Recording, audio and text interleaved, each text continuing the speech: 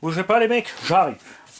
Donc, comme je le disais l'autre jour, pour vous, c'est toujours le même jour pour moi, j'ai reçu un carton. Dans ce carton, les mecs, il y avait un carton. Et dans ce carton, il y a... ouais, à ce moment, je sais... Moi, vous le savez, ce que je préfère avant tout, ce sont les kits. C'est pas toujours faisable. Et une fois qu'un constructeur te fait un RTR, pour trouver du roller, tu galères. Mais, voilà. Je l'ai trouvé. Parce que des fois, tu veux des rollers parce que tu ne veux pas du tout de l'électronique d'origine, surtout pas des servos Spectrum. C'est nul. Ou de la carrosserie fournie avec d'origine. J'ai donc un Losi 5T roller de la version 2. La version 2, parce qu'il y a quelques mises à jour sur les suspensions, les machins, les bidules qui me plaisent. Ça, c'est certain. Il n'existe évidemment pas en roller sans la partie thermique. Hein. Ça c'est déjà plus délicat à trouver. J'ai donc ici une cloche d'embrayage et son pignon d'origine.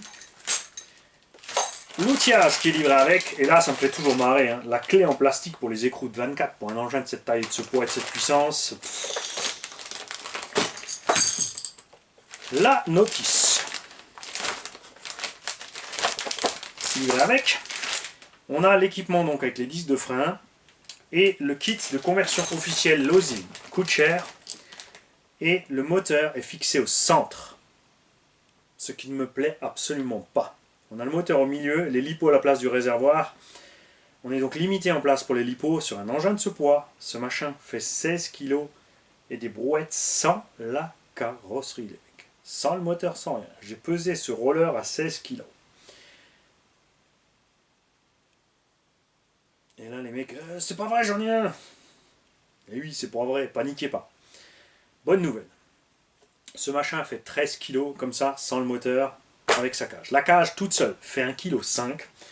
C'est pour ça qu'il y a un constructeur, Graphite, qui fait des carreaux que tu peux mettre dessus avec la cage ou sans la cage pour économiser le kilo, enfin 1,4 kg exactement de la cage pour les compétiteurs, parce que ça t'enlève énormément de poids sur le haut. Moi perso je suis pas pour, parce que ça enlève de la solidité du pare-choc arrière, ça relie aussi le pare-choc avant et tout le châssis. J'ai envie de garder cette cage dessus.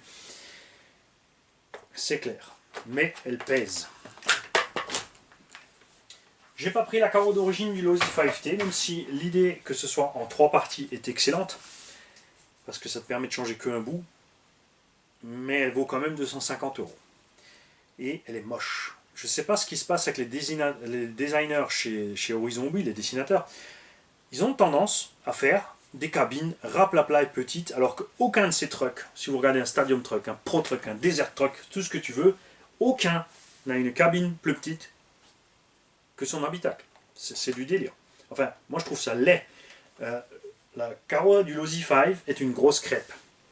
Par rapport, si vous regardez, au HPI Baja 5 SC qui est magnifique.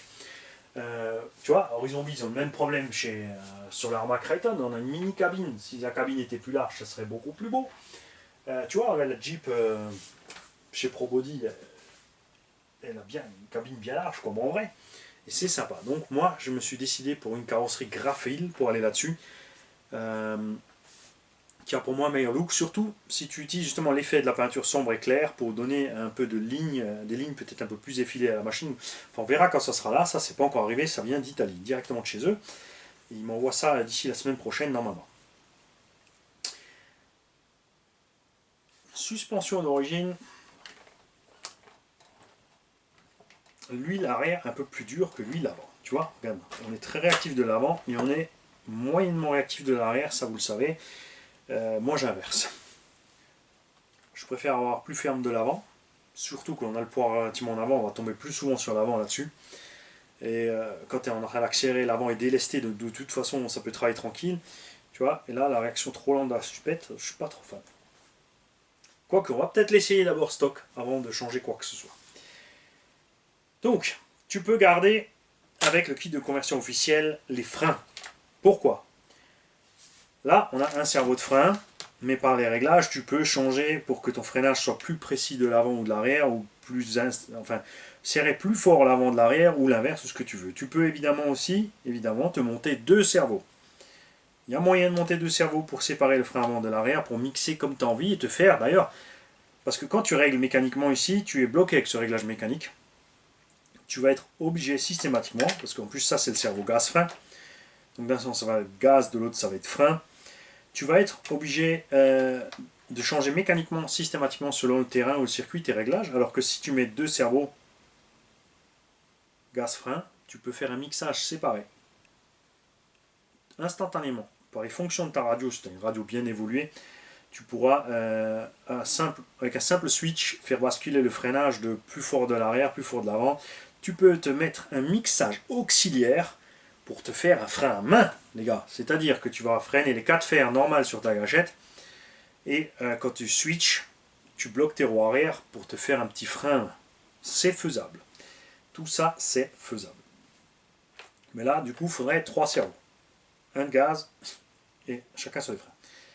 Moi, évidemment, je vais passer en brushless. Je ne veux pas de ce moteur au milieu, je ne veux pas de cette mini place à l'avant pour les lipos et le vario décalé par là. Enfin, je n'aime pas du tout le système d'origine, ni le système, il y a encore une autre marque qui l'a fait, ni le système Rowan, d'ailleurs c'est pareil.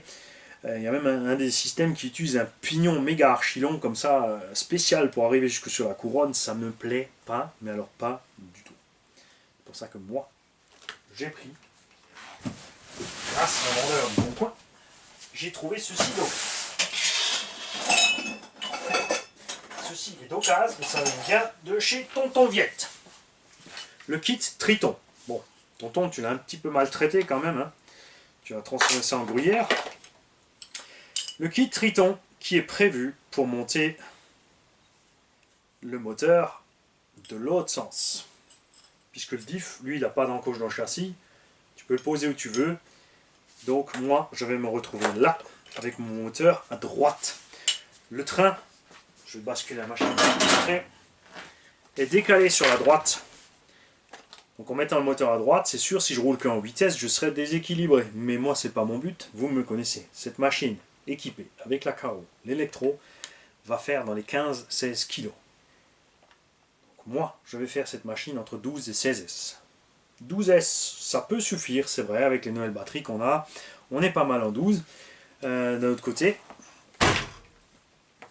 tu vois, si je mets 3 batteries 4S, je suis bien aussi. Puisque je vais utiliser, c'est pas pour rien que j'ai acheté un carton entier. Des Jens Bashing 8000. Tu vois, puisque ça rentre tranquille. Tu vois ce que je veux dire? Tu as la place pour les mettre. Je peux les doubler. Je peux mettre 8 en parallèle. Bon, 12 en parallèle, ça va commencer à peser quand même un petit peu. Si je mets 3x4 et 3x4. Oui, avant 16S, je parlais de 4x4. Non, je parlais de 12. Oh, maintenant c'est 16. Bon, bah, on va mettre 16. Tu vois, évidemment, moteur là, on peut mettre le vario là, les 2 batteries prévues d'origine ici, une par là, mais tu vois, moche, moche, moche, moche.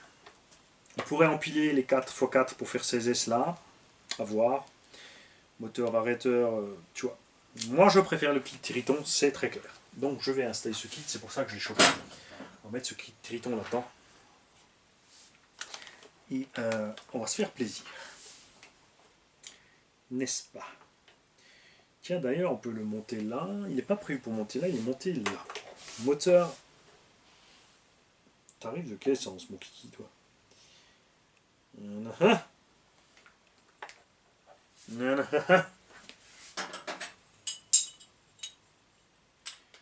Alors.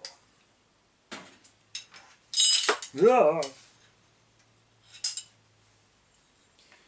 Ne bouge pas. Hop. Alors c'est bien beau de mettre ça là, mais dans le sens là, ça me plaît pas.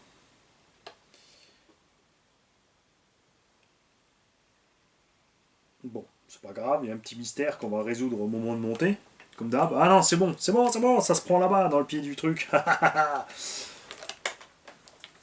Ça va le faire. Donc moi, j'ai le choix. J'hésite, honnêtement. Soit je passe pas par le support Triton, je fais un autre support. Puisque vous savez, dans le Camtar, j'ai un moteur de 70 par 120. Les Allemands font le Losi 5T directement chez RC Caroline en 12S RTA. Vario ZTV Beast Pro, moteur 70 par 120, par contre en 680 kV. Pour moi, trop de kV avec ce nombre de S, je ne suis pas fan du tout. Je préfère descendre les kV. Là, j'ai le 420 kV et j'ai envie d'utiliser celui-là. Mais pareil, j'ai pas envie de le monter au milieu. Je vais peut-être me faire un support pour le monter de ce côté-là. Tu vois, le mettre par là et ensuite pouvoir mettre 12-16S de ce côté-là, tranquillou. Parce qu'on sera plus vraiment à 1 kg près avec ce bestiau. C'est vraiment dommage qu'ils sont allés faire le DBXL sur une autre base. Puisqu'il existe le 5B sur cette base, c'est-à-dire un anthrax plus court, les pare-chocs en moins pour faire du buggy, qui a tout d'un coup par contre disparu de chez Losi, on ne sait pas pourquoi. Ça c'est un truc que j'ai horreur chez Losi, ils te font une machine, d'un coup elle disparaît.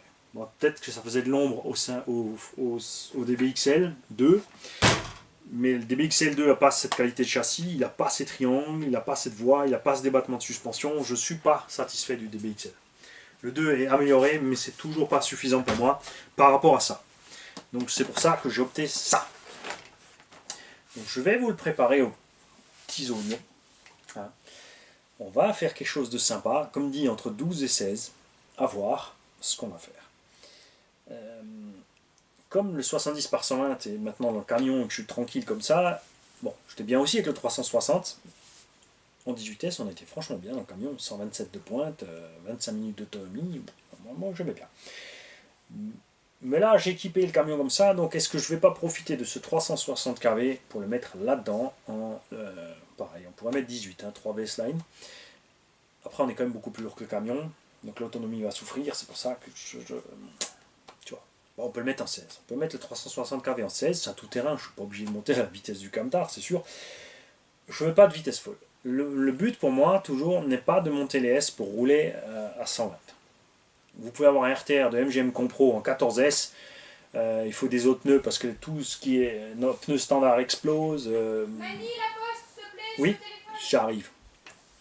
Donc c'est des trucs de fou. Donc moi je vous laisse là, parce que de toute façon j'ai dit tout ce que j'avais à dire. Je vous souhaite une bonne journée et à bientôt les mecs.